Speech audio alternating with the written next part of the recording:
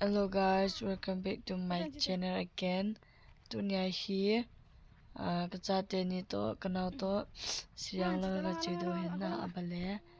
Chel ni zong in or ni zong order hin. Ahong nong ta in chi zong chu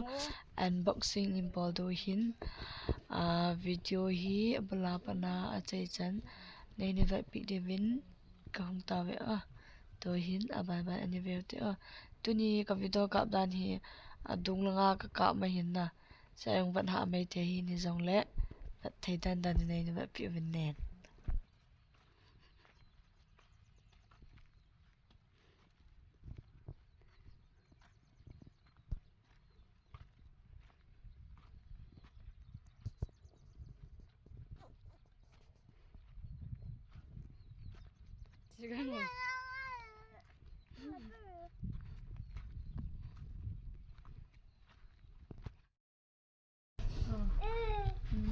hi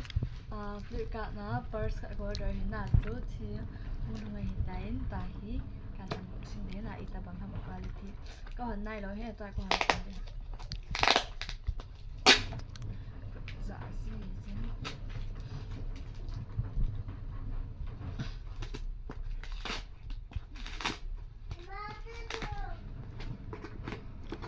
không hiểu Mặt liền là nó gas alit dan ka se yo ta ka ni ram ka se alit ni chi ong chi khu hi ya na ba na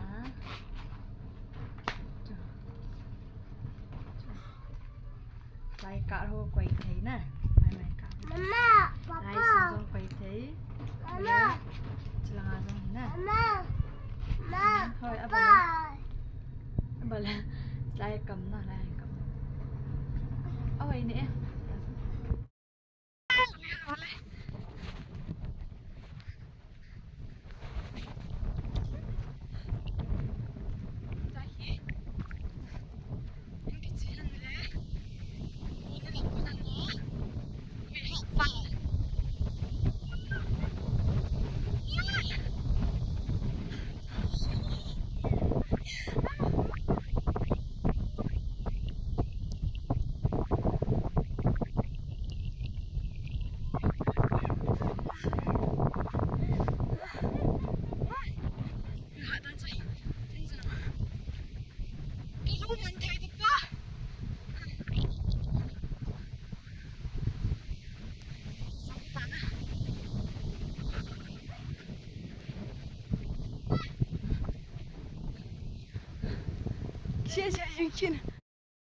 Hello guys, welcome back.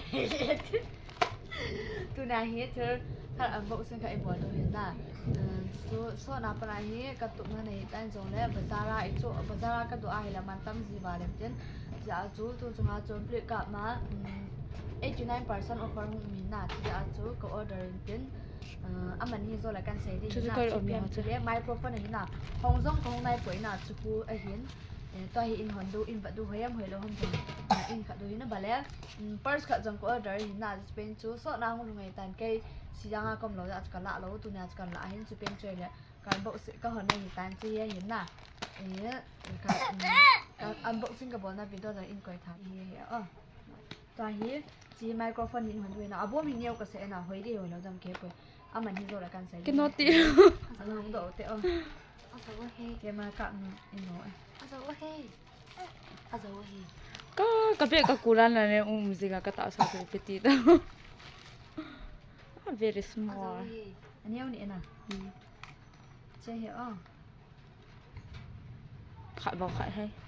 for iPhone for Type C cái tiếng nào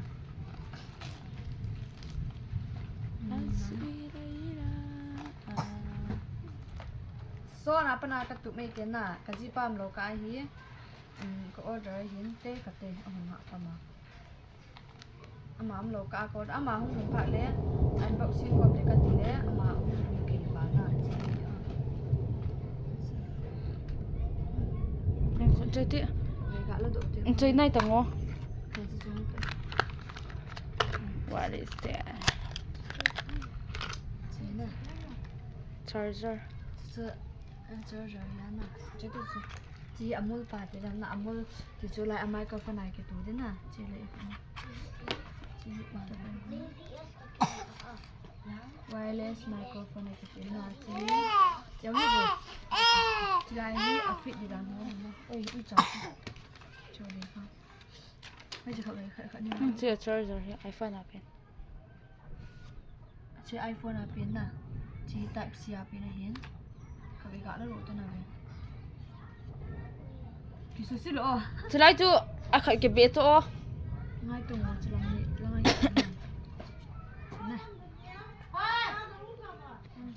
apa dia guys tak kuat tak kuat Guys, hello guys. You thấy nào mà chi thế nào mà? Hello guys, microphone face microphone face. Kan dia say chị lắm. Cả chỗ cần fix to cần bật to hi in này tu he